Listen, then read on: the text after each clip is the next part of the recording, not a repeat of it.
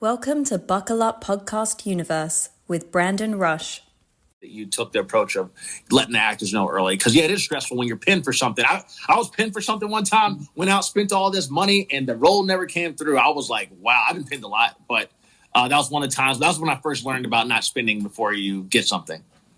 Yeah. So next thing, Obi-Wan Kenobi, let's talk about it. Yeah, so basically it came at a very interesting time because I was ready to call it. Yeah. Because I was getting overwhelmed with all the self-tapes and I wasn't booking and I'm like, man, this is not my jam. And I was tired of the workflow and the pandemic. Yeah. So this audition comes through and I was like, it came from my manager and it was audition for a Disney mom. It was an improv. Yeah. And I remember I looked at it and I was like, I'm never going to get cast for the Disney mom. We all know this, but sure, whatever. Let's do it. I'm just going to have fun with it and we'll see what happens. Yeah. And so it was this improv. I did it in my small one bedroom with a friend of mine that was pretending to be my daughter that I had to get down from a tree. That was the thing and the bit. And so I do it. I send it in. Never thought of it again. A week later, it's like, hey, they really liked the audition. Are you available these dates? And I was like, sure. Yeah. And then another 4 days go by. I was like, hey, they really want to see you for a fitting and they'll send you a contract. And I was like, okay, this was all through my manager. And apparently it was the casting director that had reached out to her. Yeah. And so I was like, okay, so she sends me the contract, my manager, without saying anything. Yeah. And I look at the contract, I was like, oh my God, this is so long. Cause I'm used to stuff, I guess, I was like, oh my God, I keep going and going and going. And then at the very last page, at the very bottom of the page, it says Lucasfilm. And so in my brain, I was like, who's Luca? Because never, you know what I mean? Yeah. Because you're not in the time where I was like, whatever is going to, it just didn't compute in my brain that it could have been him. And then I was like, and then I double take because I was like, wait a second, this logo looks very familiar. And then I was like, can it be? And I legit did a Google search of the logo to make sure I wasn't. Yeah. I just, when you absolutely cannot get it, I couldn't believe it. Yeah. I was like, oh my God. And so then I called my manager, who was the chillest person on planet Earth. She was like, yeah, I think it's something that Disney is doing. And I was like, yeah, but this is a big deal. And she was like, yeah, but we'll see. I think she was trying to also manage expectations because, sometimes what if they pull the role, they cut the part. So it's management of expectations. Okay. So then I go to the fitting and I go to Manhattan Beach studio. Yeah. And I arrive and I park my car and I go and I walk upstairs, still not knowing a thing. I do not have a script. I'm going for a fitting. And I walk into this room and it was a room, gigantic room, 3 side walls, right? So wall to wall to wall, full of Jedi costumes. And that's when I freaked out. I was like, oh my God. And I think I almost started crying because you start realizing, something is up. And the costume designer comes out. She goes hi, you must be Roberta. And I was like, yeah, I think so. I was like, I don't know. You lost your name. And so I go into this side. I was like, you want water? You want all this all uber fluff stuff. And I'm used to non-union, right? Yeah. And then she takes this book that was this thick, beautiful leather cover, and she opens it, and she had drew me, and I had this full-on costume, and at that point my face fell, and she was she looks at me and she goes they haven't told you anything, and I was like, no, they did it. Yeah. And so she was the first person that gave me the spiel. I think she's also an Academy Award winner, actually, for costume. And because then I obviously looked her up because I was trying to reverse engineer what it was, because she only told me who my character was. Yeah. And, the fact that I'm part of the royal family. And so she was explaining the dress and all of that. And, I tried it on. It was great. Took a few photos, left. And then 3 days later or 4 days later, I received my logging info to the portal. Yeah. Because they don't give you sides. You're never in possession of anything. Oh, yeah. It's just too hot, right? And so I had my login info with quadruple factor authentication enabled. And it was like this, I don't know if now I'm like saying too much and I'm going to get sued. But it was like this portal that it was like I was in Star Wars in the portal. It was like insane. Yeah. And then when I went to set, I had to go walk around, although we were in the lot, with a cape on top of the dress. The black thing, because nobody can see it, because obviously there's other people shooting other shows and whatnot.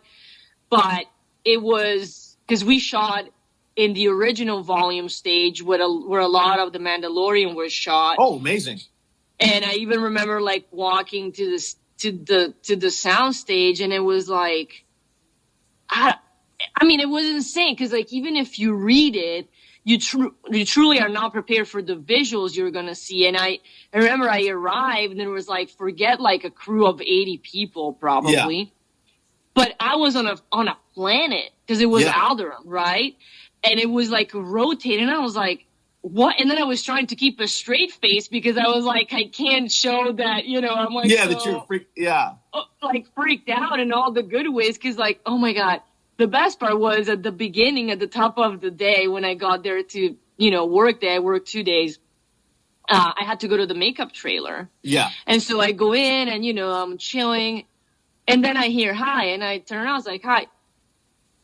And it was Jimmy Smith. It was right there. Jimmy Smith. I worked with him before. And I was like, and I just smiled right there, and I'm like, well, what else am I going to do? Little did I know I was in the scene with him. Yeah. Because that's how much they don't tell you, because the stars' names are either fake names on the call sheet or its initials or whatnot. And he's the sweetest person, because at the time my grandma was still alive. Yeah. And I was actually, because that was 2021. I filmed that, and then I was going to Italy because she was very sick, so I was going to say goodbye. Yeah. And we talked about her, and we talked about family. It was wonderful. And I'm still in touch with with Princess Leia's mom. Okay. Simone. Yeah. Who then went on and did Yellow Jackets. Okay. So the cast was wonderful. The crew, it was just an experience that is impossible to top, because I was also not only the first Italian actress to be in the franchise. Oh, amazing. But the first actress to ever portray the character of Celly Organa. Because Celly Organa, had never been portrayed before. And for a moment, I really had my hopes up, in the sense that I was like, oh, maybe, there's going to be more, or maybe I should like hang on to like acting a little bit more. But I just had this, gut instinct that I was like, you know what? No, this is the perfect like ending, to my chapter, which obviously it's never really going to end, because I still did parts after that. It's just my approach to the career is different. But I was like, no, this is like, I'm going to go out, on a high note, because it's like, how am I going to top this ever, So it was insane. It was, the bestest way to like, because it was also unexpected. Yeah. I didn't have expectations when I did the audition, and I never had expectations because I never knew what to expect. So it's almost better to not give too much information. Yeah. Because then, you leave room for surprises. So it was pretty amazing. Well, Roberta, just two quick things, because I know I'm going to let you go, and it's fine. I'm going to have you back too, though. I will have you back, I promise. Okay. Jimmy Smits. I love Jimmy. I worked with Jimmy for 2 months in Atlanta, Georgia on 24 Legacy. And my scenes are always with Jimmy. So I have a lot of scenes with Jimmy. He's the most down-to-earth guy ever. And I also love that I've been watching the Pee Wee Herman documentary. Jimmy Smith played a small part in the Pee Wee Herman show. So he was like a character in the Pee Wee Herman show. He was like a plumber. I think might have forgotten. Oh, really? Yeah. So he started. Hold on. I think you. Oh, hold up. Go again. Now I hear you. I only heard he was a character. Yeah. So Jimmy Smits. I said that when I worked with him in Atlanta, and you worked with him on Star Wars. 24 Legacy. Yeah. Jimmy he's been a journeyman for sure. I was watching the Pee Wee Herman documentary, and then I watched this character, this guy was a little bit plumber with Jimmy Smits, who played the plumber in that thing. And look how big Jimmy Smith's career has gone on to be. And then also Lawrence Fishburne, who played Morpheus in The Matrix, he was Cowboy Troy on the Pee Wee Herman show. And then, he got to start there. And then Phil Hartman, the late Phil Hartman, who was great, he was also a character on the Pee Wee Herman show. So these three actors that went on to be huge actors in their careers all started on the Pee Wee Herman show. So it's kind of great that, like, it's cool that him being so down to earth, he was so down to earth with me. And we'd always be traveling together, and then just being down to earth with you. Like, Jimmy remembers where he came from, and like he is sitting there passing that torch on to you, for instance, being there and just making you feel at home because he was there. Yeah, I mean, absolutely. It's like, and I actually didn't like think about this moment with him till I just told it now. But it was like I was talking to a friend, you know, because like we were talking about my grandma. Yeah. So he's a real really one. Sweet. Yeah, he's a real one. And that's also why, and that's the other thing, that also made me feel more at peace with my decision to like, step away from acting, that when I see, like, even just seeing him, rehearse or do anything, as a matter of fact, like he's always on, but it happened with him and with other actors that I've seen on set perform, even as a producer. Like, you watch them and they're so magnetic that you're like, there is nothing else this person should be doing with their lives. Yeah. You know what I mean? Yeah. And which is, I think, a magical gift because not everybody has it. And that's like, it kind of like liberated me as well because because you can tell for them it's truly a form of expression of freedom. Like when they're there, they're so free and embodied and what's their true nature that, like, for me, it was never like that. It always felt like a little bit, I don't want to say forced, but I never felt, or rarely should I say, I felt in that genius zone, right? Yeah. Whereas when I produce, I feel I am constantly in my genius zone, which is why I also do so much, because it's like, it's a self-feeding, situation. So yeah, I have a lot of theories, but like genius zone, or like I talked about another podcast that I call about the pocket theory. That I kind of like, I made it up myself, but it's really NFL based, because another thing that I've done when I was a struggling actor, I was working for Panini, which is a trading card company. Okay. Right. And I was doing the NFL rookie day. So like the day when the guys arrive from college, right before they go pro, and they sign a bunch of merch, and they're like kids out of college, right? With maybe a debit card. And it's like, and each and every one of them, because I would spend like 7 hours watching them sign stuff, because you have to itemize and on all of that. But you kind of like develop a rapport. So you get to know where they come from, their family, they usually also have girlfriends and all of that. And because I never cared for NFL before, but I got into it because it's like, I want to see what, so-and-so does this season. With the life. Yeah. So I got into watching NFL, and then I got into Tom Brady, like I did, for Kobe Bryant or LeBron James, which is more of like the mentality, right? And the level of efficiency they perform at. And so when I think about producing, it's like the producer is essentially the quarterback, right? Yeah. And so you look, for instance, at Tom Brady, and this goes for all high performance individual. You are in this pocket where you have your lineman, right? So you are being protected, but there's like the world is essentially coming quite literally at you, right? Yeah. And what Tom Brady does, in my opinion, best than anybody else is perform exceedingly well under pressure, because he's the guy that's going to round the ball down in like a minute, or that does the insane things. And that is because, which is, I then analyze myself, and it's like sometimes like the right idea or the right thing happens at crunch time. Yeah. And what happens is you're there, and this is also like problem solving, and you have the problems or the people with problems coming at you, and everybody is on a track, right? Yeah. And you have to like, A, stay calm, and B, you're in this pocket and you're waiting for the right line to open. Yeah. Because in these positions where everybody is scrambling for something, and everybody one way or another is not giving up, but like getting stressed. Yeah. If you stay centered and you're going to see where the line opens, then that's your Hail Mary, right? Yeah. So basically right now in producing, because it's so hard, especially for me that I'm like just growing my company. So, I kind of have Gronk, but not really. Like, I'm still training people, right?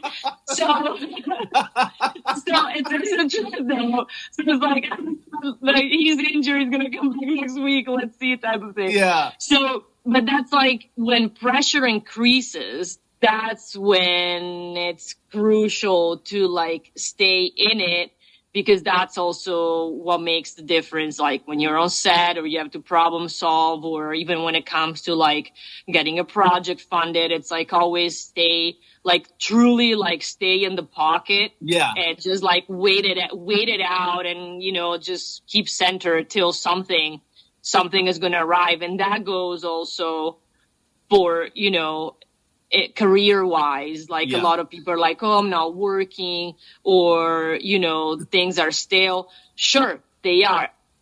But they're still here. They're flowing somewhere else. Yeah. So you got to constantly, be able to reinvent yourself, because I say right now, I'm a producer. I produce certain type of content, but it doesn't mean it's going to be the same content 2 years from now, because everything is evolving, right?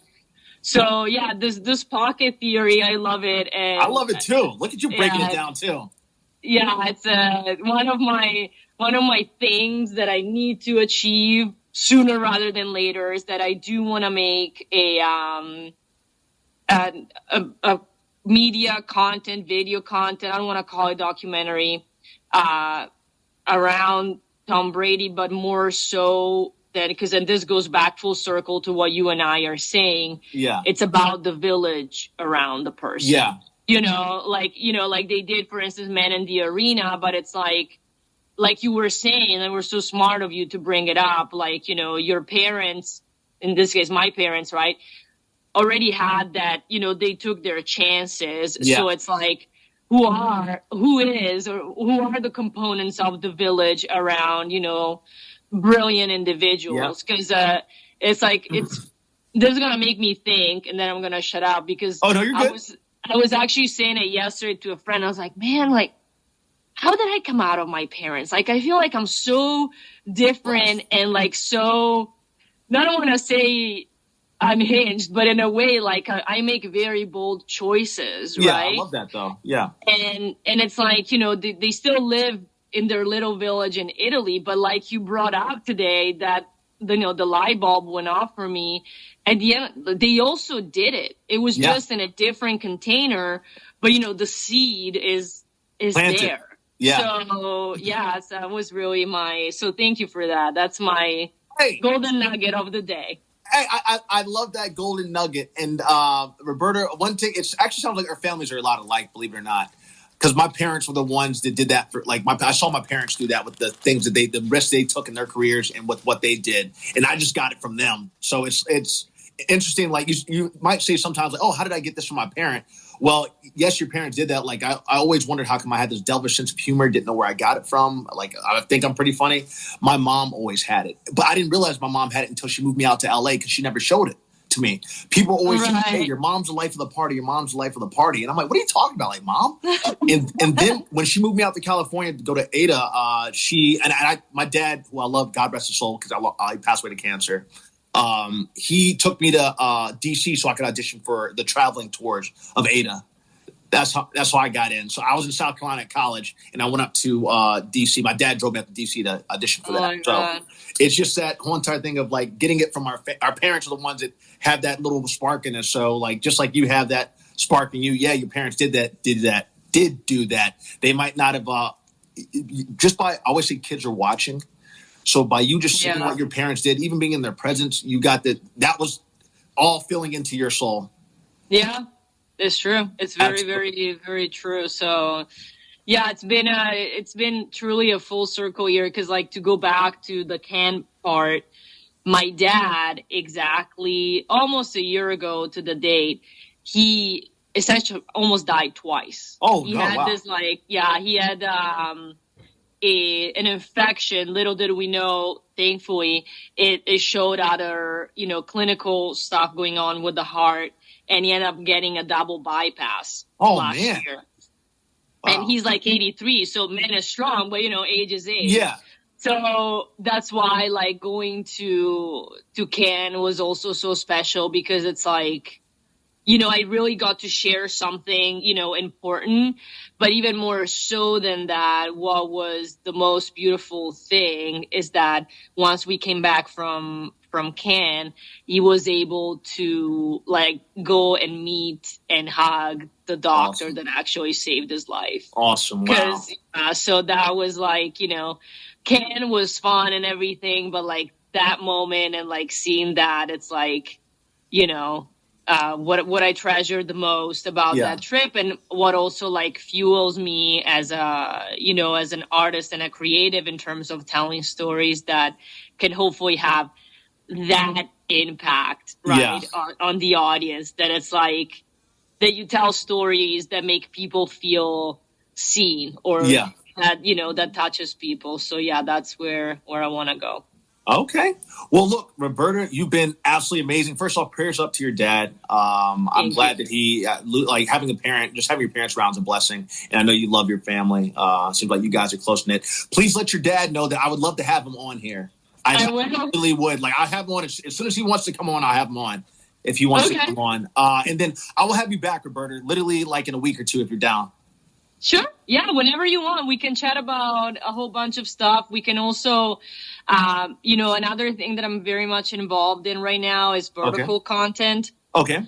All these like mini dramas and 9x16. Okay. So that's a whole new side of the market that is very prolific right now. Yeah. So if you want, we can talk about that or whatever you want. Absolutely. I mean, are you free next week or this weekend? Because I can get you back on. My next video is going to be a week from today, because I actually start a vertical production on Friday. So the July 2nd.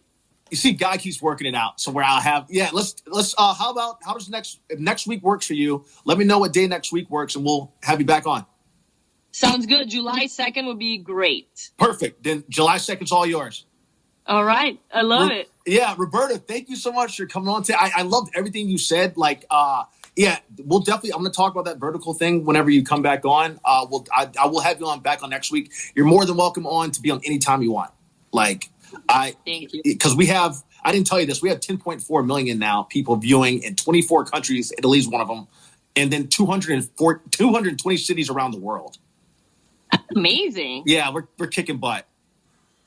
That's amazing. Good for you. Are you still acting? Oh yeah, I still act plenty. I still act like all the time. When I'm not doing this, I'm either auditioning or I'm on a movie set. I'm dead serious. I just finished working with Tyler Perry for the second time, and I filmed a movie with Julia Stiles. So I'm still acting fully. I'm just doing this on the side. So yeah, this is just my side. This is my business outside of acting. But they go hand in hand. So yeah, absolutely, I love it. Okay. Well, look, Roberta, thank you so much. You've been wonderful today. I'll have you back on July 2nd. Sounds good. All right. We'll see you soon. And I'm so proud of you. So proud of you. Like, thank you. Round of applause. Same to you. Absolutely. Now get in some air conditioning. I'm thank you for being in that burn up car. I know you're probably burning up in there and dying, but I appreciate you. Bye. All right, Roberta. Bye. Bye-bye.